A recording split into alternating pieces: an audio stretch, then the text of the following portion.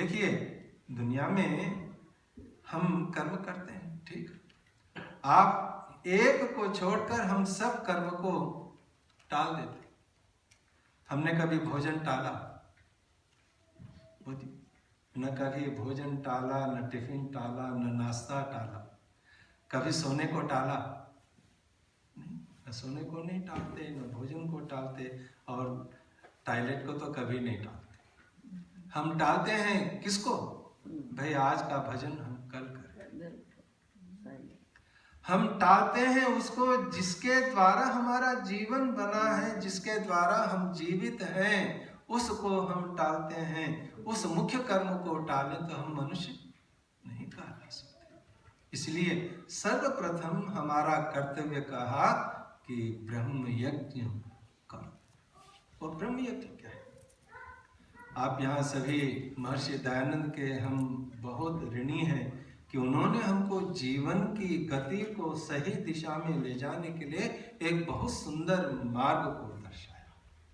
देखिए, एक छोटा सा व्यक्ति अगर उसकी सहायता करता है तो हमारे मुंह से एक शब्द निकलता है, क्या? धन्यवाद। निकलता है, निकलता है। तो जिसने हमको जीवन दिया, हमारे इस जीवन को सुगम मार्ग से चलाने के लिए अनेकों प्रकार की भोग्य वस्तुओं को हमारे आगे उपस्थित किया, अगर हम उसका धन्यवाद नहीं करेंगे तो हमसे बड़ा कृतज्ञ कोई नहीं हो सकता। तो हम संध्या करने का उद्देश्य हमारा यही है कि हम उस परमात्मा का धन्यवाद करें। इसलिए उसको स्वामी जी ने ब्रह्म यज्ञ कहा। क्या कहा उसको? ब्रह्म माने बड़ा। अब कहते हैं ना, 3 प्रकार की शक्तियां परमात्मा की, ब्रह्मा, विष्णु और महेश। ब्रह्मा का अर्थ क्या है? बड़ा, महान जो होता है। तो ये जो महान, क्यों इसको संध्या को महान बताया? संध्या को क्यों महान बताया? थोड़ी सी चर्चा में आज एक दूसरे रूप से आपके आगे करना चाहता हूं। हमारे शरीर में एक यजुर्वेद का एक मंत्र है, अष्टचक्रा नवद्वारा देवानां पूरयोध्या तस्याम हिरण्मये कोशे स्वर्गो ज्योतिषावृता। हिरण्मय कोश को बताया। ये जो कोश है ना, हमारे शरीर में 5 प्रकार के कोश हैं। हमारे शरीर में 5 प्रकार के कोश हैं। उन कोशों के द्वारा जीव गमन करता हुआ आनंद को प्राप्त करता है। हमारा जो शरीर है, जिसे हम कहते हैं स्थूल शरीर, यह किससे बना है? अन्न से बना है। इसलिए पहला शरीर हमारा अन्नमय कोश। पहला हमारा शरीर क्या है? अन्नमय कोश। हमारा शरीर जीवित है किससे? प्राणों से। हमारा शरीर जीवित है प्राणों से, इसलिए यह प्राणमय कोश। हमारा शरीर भी जीवित है, हमारे पास प्राण भी हैं। अगर हमारे पास इच्छा न हो, वो इच्छा का कर्म करता है मन। संकल्प विकल्पात्मकम मनः। संकल्प करो या विकल्प करो, सीधा सोचो या उल्टा सोचो, ये काम मन का है। इसलिए मनोमय कोश। इन तीनों के द्वारा, इन तीनों साधनों के द्वारा मनुष्य जानता है। इन तीनों साधनों के द्वारा, जैसे मैं ये आना चाह रहा था, मेरी बिटिया से कहा भाई शिकागो में आर्य समाज है, तो गूगल गुरु है, यहाँ के लिए गूगल गुरु है। तो गूगल गुरु के पास गए, आर्य समाज शिकागो लगा तो डॉक्टर साहब का नाम आया। डॉक्टर साहब का नाम आते ही हमने उनसे संपर्क किया, कहा भाई आ जाइए आप हमारे पास। तो देखिए, मेरे मन में ज्ञान हुआ, मेरे मन में इच्छा हुई, मैं जीवित हूँ, मेरे पास शरीर है, मेरे मन में जागृत हुई इच्छा कि मैं पहुंचूं यहाँ। तो मैंने गूगल गुरु का साधन लिया और डॉक्टर जी से परिचय किया, प्राप्त क्या कहे आपके लिए मैं 10 मिनट का समय देता हूँ। मैंने कहा बहुत भारी, मैं आपसे मिलने आया हूँ, ये बहुत बड़ी बात है। ये कहे विज्ञान में। और जब मनुष्य जान जाता है ना, तो उसके मन में आनंद ही आनंद आता है। तो यह जो 5 प्रकार की विधाएं हमारे जीवन में हम 5 कोशों को प्राप्त करके आनंद को प्राप्त करते हैं, यह किस तरह से संध्या में घटित होती है, आप थोड़ा सा मैं आपके आगे बताना चाहता हूँ। पहला हम आचमन करते हैं संध्या। मैं आपसे एक प्रश्न पूछना चाहता हूँ, आप सभी के सब बहुत वयोवृद्ध हैं, कितने लोग प्रतिदिन संध्या करते हैं? देखिए, बहुत धन्यवाद माता जी और बहन जी, भाई साहब ने। आप प्रतिदिन संध्या कीजिए, आपको उसका आनंद आपको प्राप्त होगा। मैं नहीं, एक ने मुझसे पूछा, मैं एक व्यक्ति के पास गया और मैंने उसको कहा, उसका जन्मदिन है, तो मैंने उसको मीठा खिलाया। कहा भाई मीठा खाया, कैसा है? रसमलाई हो जो भी है, को मिठाई दिया। कहा पंडित जी बहुत मीठा। अरे भाई मीठा कैसा होता है? पंडित जी आप खुद खाए, आपको मालूम होगा। तो इसी तरह से इस संध्या के आप कीजिए, आपको अनुभव होगा कि क्या आनंद है। तो इस प्रकार के हम एक भौतिक सुख को ही हम उसका वर्णन नहीं कर सकते, उस आत्मिक आनंद की चर्चा कहाँ कर सकते हैं। तो इसलिए ये जो हमारा जो शरीर है, इस शरीर के अंदर जितने भी इंद्रियां, कर्मेंद्रिय और ज्ञानेंद्रिय, उन कर्मेंद्रिय और ज्ञानेंद्रियों को हम कहते हैं ओम वाक् वाक्, ओम प्राण प्राणम, चक्षु चक्षुम, श्रोत्रम श्रोत्रम, नाभि हृदयम कंठा। उसके बाद ओम भुव पुनाति शिरसि, भुवः पुनाति नेत्रयो, स्वः पुनाति कंठे। हे प्रभु, तुमने हमको ये जो सारी इंद्रियां दी, इन इंद्रियों के गोलकों के द्वारा मैं कुछ कर सकूं, मैं कुछ न कुछ कर सकूं। तो इसलिए सर्वप्रथम इस अन्नमय कोश को हम दृढ़ करने के लिए परमात्मा से प्रार्थना करते। उसके बाद प्राण, ओम भू, ओम भुवः, ओम स्वः, ओम महः, ओम जन, ओम तपः, ओम सत्यम्। इन मंत्र के द्वारा स्वामी जी ने संध्या की विधि में कहा इसे प्राणायाम करो। भाई प्राणायाम से फायदा, आप कहेंगे भाई आप जाप करो, भजन करो, मैं आपको बोलूंगा, कहेंगे आजकल आदमी है ना फायदा सोचता है, क्या फायदा मिलेगा मुझे इसके करने से? बिजनेसमैन है, हम सबके सब वेतन भोगी हैं, हम कहते हैं कि भाई कितना वेतन मिलेगा मुझे इस काम करने से? व्यापारी कहेगा मुझे कितना लाभ मिलेगा, ये सोचे। तो इसीलिए प्राण के देखिए, एक बार उपनिषद में कथा, उपनिषद में बहुत सुंदर कथा आती है, बृहदारण्यक उपनिषद, 11 उपनिषद है। उस समय इन जितने भी इंद्रिय है ना, सब कहने लगे मैं बड़ा।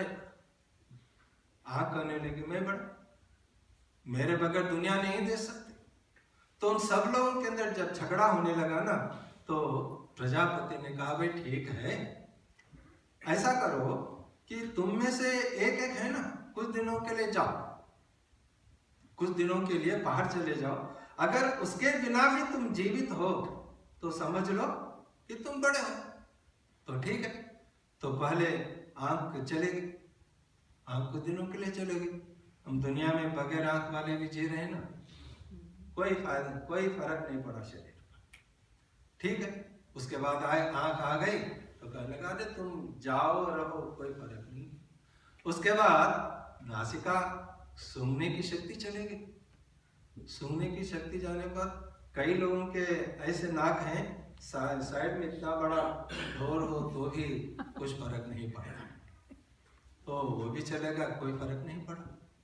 उसके बाद मुंह से वाणी चलेगी, कई मुख हैं, कई मुख भी जीते हैं, कोई फर्क नहीं पड़ा। उसके बाद कान चलेगा, कान जाने के बाद भी हम देखते हैं टफ एंड डम है ना, टफ एंड डम स्कूल है, तो उसका भी कोई असर नहीं पड़ा।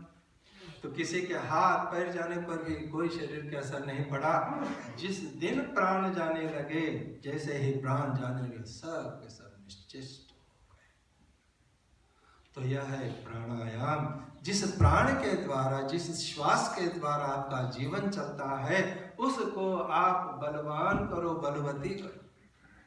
हमारे शरीर में यह जो जिसे हम कहते हैं ना फुफ्फस, जिसे कहते हैं, क्या बोलते हैं इंग्लिश में, तो उसके अंदर इतनी शक्ति है कि 250 कुछ उसका बताया, उतनी वायु को ग्रहण कर सकता है। यहाँ पर तो क्या डायरेक्ट क्या सप्लाई है हमारे, जब हम कहते हैं ना टंकी में पानी भरते हैं, उस टंकी से अगर हम नल को पानी चाहिए तो प्लम्बर क्या करता है, नल पाइप खुला छोड़ देता है। अगर वह नहीं है तो पानी बुद बुद होकर के आता है, डुब डुब करके, पानी की सप्लाई नहीं होती। तो उसी तरह से हमारे इस जीवन में जो रक्त का संचार होता है ना, मैं संपूर्ण शरीर में, इस नासिका के द्वारा जो वायु चलती है उसके द्वारा शरीर के अंग अंग तक रक्त का संचार होता है। इसके संचार के द्वारा शुद्ध रक्त पहुंचता है और मलिन रक्त हृदय के पास आता है। यह प्राण वायु हमारी जो होती है, अगर इसका हम सही रूप से उपयोग करते हैं तो हमारे शरीर के सभी अंग स्वस्थ रहते हैं। हमारे प्राणों के अंदर कहीं भी थोड़ा सा भी अंतर आया तो वहां पे रोग, किसी को गठिया का रोग है, किसी को हृदय का रोग है, किसी को नासिका का रोग है, किसी को कान का रोग है। तो प्राणायाम के करने से इन सारे रोगों का नाश होता है। मनुस्मृति में कहा, दह्यन्ते भायमानानां धातूनां हि यथा मलः तथेन्द्रियाणां दह्यन्ते दोषाः प्राणस्य निग्रह। कहते हैं सोना खरा है, इसके लिए क्या करें, भट्टी में डालते हैं ना सोना, तभी उसमें से जो खरा है या खोटा मालूम होता है। उसी तरह से हमारे इंद्रियों को भी अगर आप खरा बनाना चाहते हो, उसको खरा दिखाना चाहते हो, सबल बनाना चाहते हो, तो प्राणायाम करोगे तो आपकी सभी इंद्रियां सबल और सशक्त रहेंगी। इसलिए हम इस मंत्र के द्वारा प्राण में कोश की अभिवृद्धि की कामना करते हैं। उसके बाद आप सभी भाई बहन यहाँ बैठे, मैं एक प्रश्न पूछना चाहता हूँ, क्या आप सभी निश्चिंत रूप से बैठे यहाँ बैठे हैं, लेकिन घर में मेरी बहू क्या कर रही है, मेरा बेटा क्या कर रहा है, मेरा पोता क्या कर रहा है, ठीक, हमारा मन बैठे तो आप हो यहाँ पर, लेकिन आपका मन बैठा नहीं है। इसीलिए इस मन को अपने आप में साधना करने के लिए हम 6 मंत्र पढ़ते हैं मनसा परिक्रमा।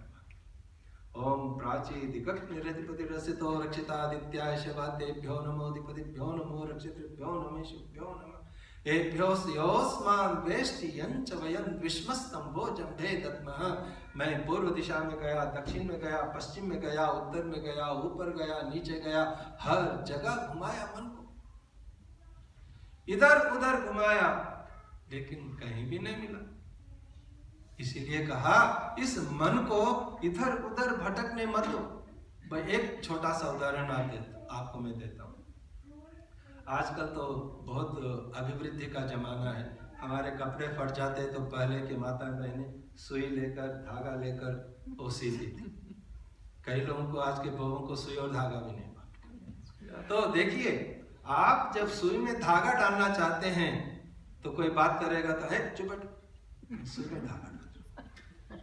देखिए, छोटे से काम के लिए आप अपने मन को क्या करते हैं, तो फिर अगर आपका मन इन विषयों में घूमेगा तो भगवान के साथ जाओ। आते ही मुझे वो दिखा, ध्यानम निर्विषयम मनः। अपने मन को इस सांसारिक विषयों से अगर आप अलग नहीं करोगे तो ध्यान नहीं लगेगा। इसलिए मनसा परिक्रमा को घूम के घुमा करके कहते हैं। उसके बाद विज्ञान की बात आती, कहते हैं तच्चक्षुर्देव हितम परस्ता शुक्रमुच्चर चित्रम देवानां उदगादनीकम चक्षुर्मित्रस्य वर्णस्य आग्ने। ओहो परमपिता परमात्मा, तुम्हारी सृष्टि चित्र विचित्र। अभी बहन जी बहुत सुंदर भजन गा रहे थे, भाई जी भी गा रहे थे, कितना सुंदर रंग बिरंगा।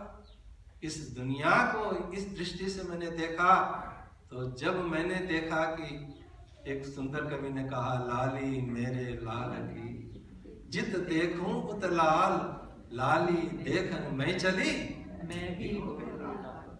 तो उस दृष्टि से देखोगे तो आप दर्शन करोगे, ज्ञान करोगे। जब इस तरह से हमारे मन में उसका ज्ञान हो जाता है तो क्या जाता है, आनंद ही आनंद। आप किसी महान पुरुष के चरणों में झुकते हैं, क्यों? उसके गुणों से प्रभावित होकर के कि वाह क्या सुंदर गुण है, तो इसलिए कहते हैं ओम नमः शंभवाय च मयो भवाय च, नमः शंकराय च मयस्कराय च, नमः शिवाय च शिवतराय च। उस परम पिता परमात्मा